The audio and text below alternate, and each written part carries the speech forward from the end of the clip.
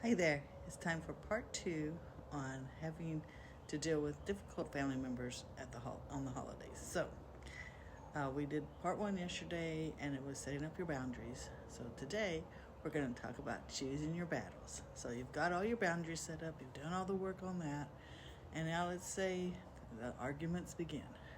So, you have to decide what's most important to you, okay?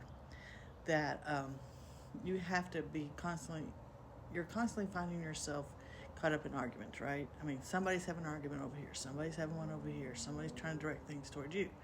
So it can be exhausting. So it's very important to choose your battles wisely and find a way to maintain your sanity, okay? So I'm going to give you 3 ways. And there's just all kinds of ways. So I'm going to just start with 3 here so it's not so overwhelming. First of all, you're going to identify your triggers. And you're going to take a step back and identify what triggers you, and you know that your family's best at knowing what those triggers are.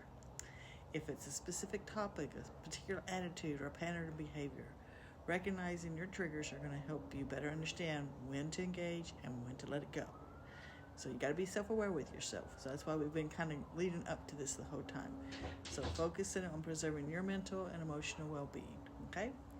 Next, you're going to determine the importance of it.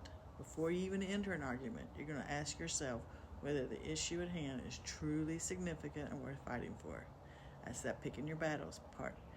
Consider the potential consequences after it's all over with. Is it going to help you emotionally, or is it going to impact your life in the long run? So that's where you got to, if it's a trivial matter, just let it go, okay? By determining what the importance is, you can make a conscious decision, whether it's worth your time or your energy. And number 3, you're going to focus on solutions, not arguments. So instead of get caught up the back and forth, that exchange you go through and it just gets higher and higher and higher, you're going to shift your mindset to finding a solution. So that's why it's kind of new for you. And it's so hard to do with family because they do know your triggers.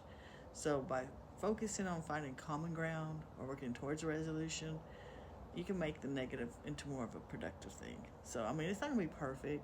None of this is going to be perfect. We're just trying to find a way to make it healthier for you, to get through the holidays, because these are your holidays too. You don't have to worry about everybody else all the time. So, be sure and follow for part 3, and I'll see you tomorrow.